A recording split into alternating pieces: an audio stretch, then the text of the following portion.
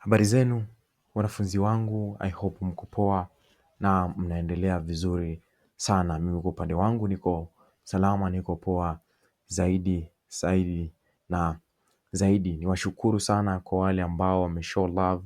Niwashukuru sana kwa wale watu ambao wananitumia message on WhatsApp kuhusu maswali mbalimbali, they ask me questions. Nashukuru kwa feedback ambayo mnanipa. Nashukuru kwa wale ambao wanaenda na kusambaza maudhui yangu na kusambaza klasi zangu sehemu mbalimbali. Nawashukuru sana and much love to you.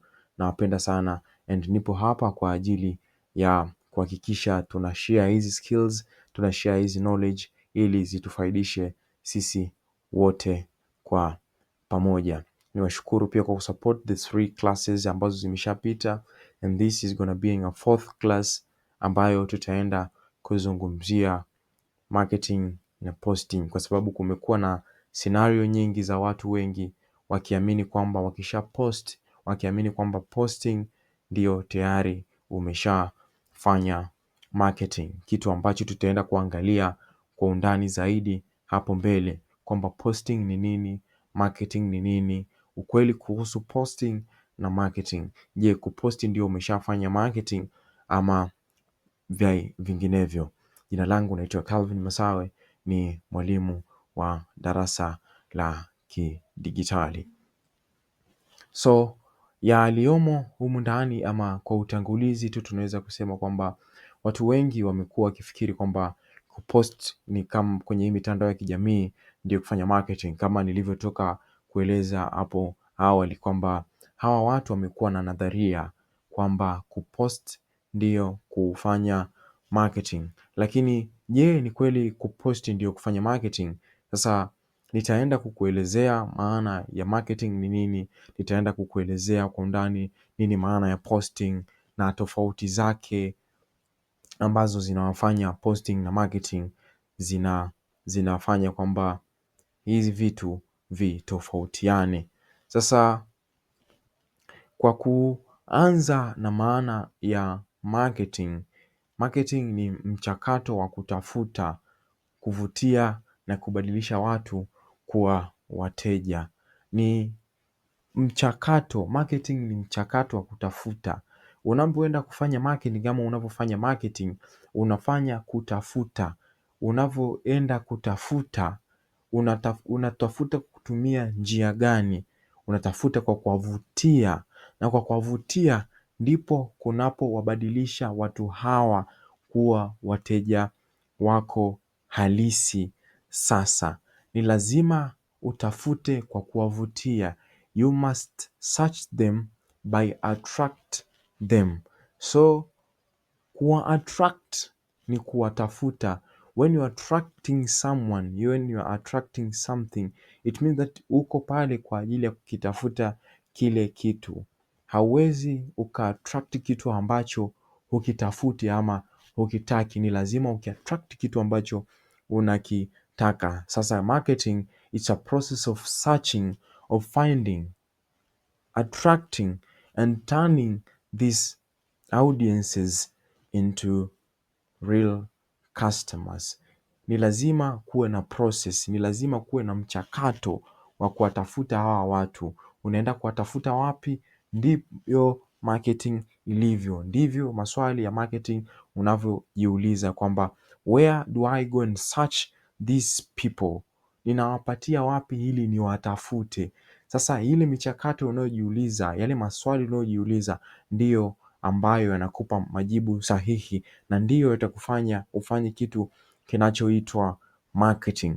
Sasa marketing ni mchakato wa kuwatafuta na kuwavutia hawa watu, kuwabadilisha hawa watu kuwa wateja halisi kwa kutumia mbinu mbalimbali. Marketing hujumuisha kama utafutaji wa masoko. Ili ufanye marketing ni lazima ufanye utafiti wa soko. Kama mwanzo nilivyokuambia, ile process ya kwenda kuwatafuta wale watu, wapi unapoenda kuwatafuta, ni lazima ufanye utafiti wa soko. Mahali ambapo watu wanakutania kufanya biashara, it's a market. Kwa sisi watu wa digital marketing, kwa sisi watu wa online marketing, kwa wale wanaofanya online marketing, wanaofanya digital marketing, wanaofanya content marketing, wote wanatumia online, wanatumia internet. Kwa hiyo kufanya utafiti wa soko, you must understand the internet, you must understand the platform ambazo zimekuwa zikitumika kama soko halisi. I guess hapo mnanielewa vizuri. Also ni lazima utajue matatizo ya wateja wako, ni lazima uelewe matatizo ya wateja. Business iko kwa ajili ya kusolve matatizo ya wateja. Business yoyote ambayo inaanzishwa au service yoyote ambayo inaanzishwa iko pale kwa ajili ya kusolve a certain problem to a certain people or a certain society. Kwa hiyo unavyoenda kuanzisha biashara yako, just know umefanya research ya biashara yako. Lazima ufanye research ya ile biashara ambayo unataka kuianzisha. Lazima ufanye research ya ile services ambayo unataka kuianzisha. The certain society, these certain people, are they in need of this something ambacho unaenda kuestablish hapa ama hawakihitaji. Sasa uelewa matatizo ya wateja ni mbinu mojawapo ya kuwatafuta na kuwavutia hao wateja au kuwavutia watu ili kuwabadilisha kuwa wateja halisi. Pia ni lazima utengeneze ujumbe ambao wanavutia. Watu wanataka vitu ambavyo vitawavutia, vitu ambavyo vitawa attract, kuwapa motivation, kuwapa motisha ili waje kwako. Ni kwa nini wachague kwako? Ni kwa nini wasiende kwa mtu mwingine? Let me give you an example. Coca-Cola is one of the best brand, one of the popular brand in the world. Sio kwa Tanzania tu, sio kwa East Africa tu, not in Africa tu, ni kwa dunia. Lakini still these people wanafanya matangazo, still these people they create messages ambazo zitawavutia hawa wateja, and the kweli haya matangazo, hizo jumbe wanazo share zinawavutia wateja, and Coca-Cola still inaendelea pop up, inaendelea kukua tu katika industry ya soft drinks zile. Kwa hiyo kutengeneza ujumbe ambao unawavutia watu ni moja ya kitu ambacho ni marketing. Also kutumia njia mbalimbali kufikia wateja, several ways za kufikia hawa wateja wako. Ni njia gani wewe utatumia kuwafikia wateja wako? Platform zipi utazitumia kuwafikia wateja wako? So in a short term au kwa fupi tu tunaweza kusema marketing ni mkakati wa kupata wateja. It's a process of earning, getting these customers. I hope hapo kwenye marketing mmenielewa vizuri sana wanafunzi wangu. Then turning kwenye posting ni nini? Sasa posting ni kitendo cha kuweka ama kusambaza ama kupandisha maudhui kwenye hii mitandao ya kijamii ama majukwaa haya ya kidigitali. Ni kitendo cha kuweka, kusambaza maudhui kwenye mitandao ya kijamii ama majukwaa ya kidigitali. Ni kufumbue tu macho ama nikupe awareness moja. Unavyomtumia mtu ama unavyoshare kitu kwa mtu fulani, basi umekipost kile kitu, iwe umeshare video kwa mtu fulani, WhatsApp, Instagram, wapi, kile kitu umekuwa umekipost kwa mtu mwingine. Ndio maana posting is a process ya kuweka kitu, ni process ya kusambaza maudhui, it's a process ya kupandisha maudhui. Unavyopandisha maudhui, basi ile ni hatua ya kupost. Majukwaa haya ambayo watu wanatumia kupost ni pamoja na Facebook, Instagram, YouTube na TikTok. Haya ni baadhi ya majukwaa ya kidigitali ama mitandao ya kijamii ambayo imekuwa ikitumika sana na biashara nyingi, imekuwa ikitumika sana na watu wengi katika kupost content zao, kupost maudhui yao katika majukwaa hayo. Lakini ukweli ni kwamba kupost sio kufanya marketing. Yaani wewe unavyoamka asubuhi, kaa unaona picha yako na kuangalia picha yako, ama kuangalia picha ya kitu chochote, kama uko kwenye biashara, ukachukua picha ya kikombe, ukakipiga picha, ukakipost bila kuwa na any strategy maalum, basi pale umefanya posting. Posting ni kitendo cha kusambaza tu, kuweka maudhui bila kuwa na mkakati maalum. Kumbuka marketing ina involve strategies, ina involve mikakati maalum, na moja ya vitu ambavyo tumetoka kuviona hapo nyuma ni moja ya kujiuliza baadhi ya maswali mbalimbali, moja ya kufanya utafiti wa masoko, moja ya kuelewa wateja wako wanahitaji nini. Ile ndiyo marketing. Lakini posting, unaamka asubuhi, umefika kwenye biashara yako, umefika kwenye kampuni yako, umeona kikombe kimekaa pale, ukasema bana, hichi kikombe wacha nikiposti, ukakipiga picha ukapost pale, hujafanya marketing. Ni ukweli ni kwamba posting ni sehemu ndogo ya marketing, yaani posting iko ndani ya marketing. Ili marketing itimie, ili digital marketing itimie, ni lazima posting iwe involved. Posting ni muhimili muhimu sana katika digital marketing. Without posting there is no marketing. Without posting there is no digital marketing. Ili digital marketing itokee, ili online marketing itokee, ili social media marketing itokee, ni lazima posting iwe involved, kwa sababu posting ndio ina allow, kwa Kiswahili tunaweza kusema inaruhusu usambazaji, inaruhusu uwekaji wa maudhui katika mitandao hii ya kijamii. Posting ni kama button ambayo imekaa pale. Ukishamaliza kila kitu, process zako, strategy zako zote za maudhui yako na strategy zote za marketing, then utabonyeza ile button kuallow posting, kuallow marketing ifanye kazi. As long as you do online marketing, digital marketing. Lakini kwa watu ambao wanafanya analog marketing, wanafanya marketing za huku za kawaida, posting is not involved. I hope umenielewa hapo kwenye posting. Sasa ili marketing itimie, ni lazima posting iwe imefanyika. So posting ni sehemu ndogo tu ya marketing, ni sehemu ndogo ya marketing ambayo inatimiza marketing. Kwa hiyo marketing strategy yake moja nyingine ni kupost. I hope posting and marketing umenielewa hapo kwa undani. Sasa tuangalie tofauti kati ya marketing na posting. Je, vitu hivi vinatofautiana kwenye nini?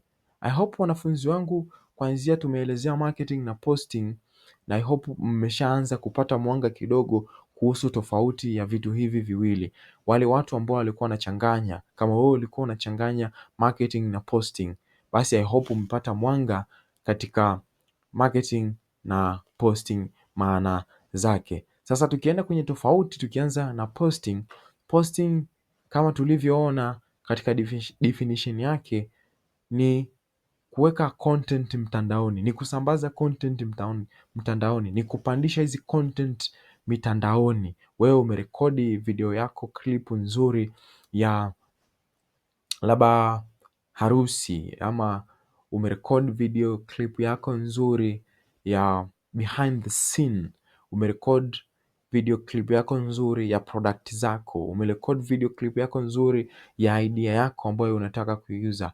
Sasa ukishamaliza, ndio unafanya posting, ndio unafanya kusambaza kwenye mitandao hii ya kijamii. Posting si lazima kuwe na mkakati maalum. Posting does not involve any strategic activities, any strategic way, any strategic tool katika kupost. Yani posting yenyewe ni kama kuamka asubuhi na kufungua mlango tu, yani haihitaji mambo mengi. Wewe tu ni kushika simu yako, uwe na bando lako la kutosha, uwe na internet yako nyingi, ukamate simu yako, ingie kwenye majukwaa haya, usambaze unavyotaka wewe. Kwa hiyo hii haihitaji mkakati wote maalum, na posting inaweza kufanywa na mtu yoyote yule, as long as wewe una knowledge ya kupost, as long as wewe una knowledge ya kufanya usambazaji wa haya maudhui, wewe unaweza kufanya posting bila shida yoyote. Ndio maana kwa wenzetu kule wa Facebook mara nyingi wanakuwa wanalalamika sana, huyu kwenye comment utakuta huyu naye ametokea wapi, simu za mkopo hizi, sijui huyu naye ametokea wapi. Ni kwa sababu posting inamwalau kila mtu, yani mtu yoyote yeye ana post tu, mtu yoyote ana post tu. Sasa kwenye marketing ni mkakati wa kupata wateja. Marketing ni mkakati wa kupata wateja. Hakuna marketing ambayo hailengi kupata wateja. Hakuna marketing ambayo hailengi kupata wateja. Uwe unauza bidhaa, uwe unafanya motivation, uwe unafanya nini, kila mtu yuko pale anafanya marketing ili apate mteja. Mtu anainvest kwenye marketing ili apate return on investment kubwa, apate hao wateja kwa wingi, sio kuto kupata wateja. Ndio maana marketing ikifeli tunasema kwa nini marketing imefeli? Mtu akikosa wateja ndio dalili mojawapo ya marketing kufeli. Yani wewe kukosa wateja ni dalili mojawapo ya marketing kufeli, kwa sababu we are expecting marketing ilete wateja. We are expecting marketing in turn audience into real customers. Pia marketing inahitaji uelewa wateja, mfano wanataka nini. Ndio maana tulisema marketing is a process, is a strategic way, is a strategic manner ya kuelewa vitu mbalimbali. Inahitaji ujue kuelewa wateja wako wanahitaji nini. Ni lazima ufanye analysis ya market, ni lazima ufanye uchunguzi wa soko kama tulivyoona kule kwenye maana ya marketing. You must do research about the market. Unatakiwa ufanye research kubwa kuhusiana na soko lako ili ujue wateja wako wanataka nini. Sio msimu wa joto wewe unatuletea makoti makubwa makubwa, alafu msimu wa baridi unatuletea crop top. That is not going to work by any means. So you must understand this customer, what do they want, wanataka nini kwa muda huo, ili uweze kuendana nao. Ukileta makoti msimu wa baridi, automatically you're gonna win the market. Ni kwa sababu watu wako na demand hiyo, ni kwa sababu people they are in need of those product kwa muda huo. So just know the season, just know what people want, just know what your customer wants, just know what is needed to the market, ili uweze kudeliver something ambacho it's very strategical. Also marketing inatumia njia nyingi, inatumia njia nyingi, and posting is one among of the way. Na njia mojawapo ni posting. Ni lazima posting ifanyike ili marketing iwe kufanikiwa. Marketing isipokuwepo, posting isipokuwepo, there is no marketing at all. So kwa lugha rahisi, kuposti picha ya bidhaa ni posting, lakini kupanga jinsi ya kuwavuta wateja, hiyo ni marketing. Kuposti picha ni posting, kuposti picha ya bidhaa ni posting, kuposti picha ya kitu chochote ni posting, lakini kupanga jinsi ya kuwavutia wateja, kupanga jinsi ya kuwatafuta hao wateja, kupanga jinsi ya soko linataka nini, that is marketing. So I hope wanafunzi wangu, I hope you people ambao mnanilisten, I hope the people ambao mmekuwa mnanifuatilia na kuona kuwa na mkanganyiko wa marketing na posting, mmenielewa nini maana halisi sasa ya posting na marketing, na ujue kwamba posting sio marketing. Wewe kuposti sio kwamba umefanya marketing. So I hope wanafunzi wangu mmeelewa, and ujumbe muhimu ni kwamba tatizo la watu wengi, tatizo la biashara nyingi, tatizo la makampuni mengi, tatizo la corporates nyingi ni kwamba watu wanakuwa wanafanya posting tu, yani watu wanaposti lakini hawafanyi marketing. These people should know kwamba posting isn't marketing. Sasa Ndiyo maana unakuta kuna biashara nyingi ambazo zipo mitandaoni, lakini they do not see the impact of media, they do not see the impact of them kufanya advertisement, ya kufanya marketing in our online platforms, kufanya sales in online platform, kufanya strategic marketing in our online platform, kwa sababu wanaona kama hizi platform zinaona kama marketing ya mitandaoni inawapotezea muda ama hailetei impact, simply because hawajui strategic ways, strategic tools za kutumia ili waweze kufanya marketing. Wow, they just posting the products, just posting here and there. Mtu anachukua tu picture anaposti huko, then haandiki chochote, haandiki bei. I hope you people mshakutana na watu wale ambao wanaposti picha waandiki bei, they don't even answer comments. Yani wao wapo hawajibu hata zile comments ambazo nyie mnakuwa mnauliza. It's very important to people, to businesses. Kama unauza kitu, if you are selling a phone, weka namba za simu, weka zile details muhimu kwenye posti yako. Posti isikae kibubu, posti haiongei, posti haitizami, posti yani posti ukiangalia ni kavu, posti yani imekaa kama bubu, haiongei chochote. That's not how the market working, please. The businesses people wote jamani, just understand strategy way za kufanya marketing. Huwezi tafuta watu ambao wanakufanyia marketing, tafuta watu ambao wako very good katika kufanya marketing, wakufanyie marketing, kwa sababu the market now has been turned kutoka ordinary market kwenda kwenye market za online, kwenda kwenye digital marketing. Sasa hivi watu wengi wamehamia katika biashara za mtandaoni. So sometimes you can find people wanakuwa na followers wengi na likes nyingi, lakini matokeo yanakuwa ni machache, lakini hawapati wateja. Unajiuliza, huyu mtu mbona ana likes wengi na ana followers nyingi na ana followers wengi, ana likes nyingi, lakini hapati wateja? Simply because having many followers, having likes za kutosha doesn't mean kwamba yule mtu amekuwa qualified kufanya marketing. Marketing is a strategy, as long as you put strategic way in your contents, unafanya chochote una put strategy, basi pale unafanya marketing. Unaweza kukuta mtu ana followers 1000 lakini anakuwa na wateja wengi sana, kwa sababu unakuta audience yake au engagement yake ile imekuwa strategic created, imekuwa strategic formulated, wamekuwa targeted wale watu. Ndio maana mtu unakuta ana followers kidogo lakini anakuwa na impact kubwa sana. So asante watu wangu kwa kunisikiliza. Thank you so much for listening. Nawapenda watu wangu, nawapenda wanafunzi wangu. I hope mmeelewa tofauti ya marketing na posting kwa undani zaidi. Kwa majukwaa yale ya kidigitali, Instagram napatikana kama mwalimu wa darasa la kidigitali, lakini YouTube unanipata kama mwalimu wa darasa la kidigitali.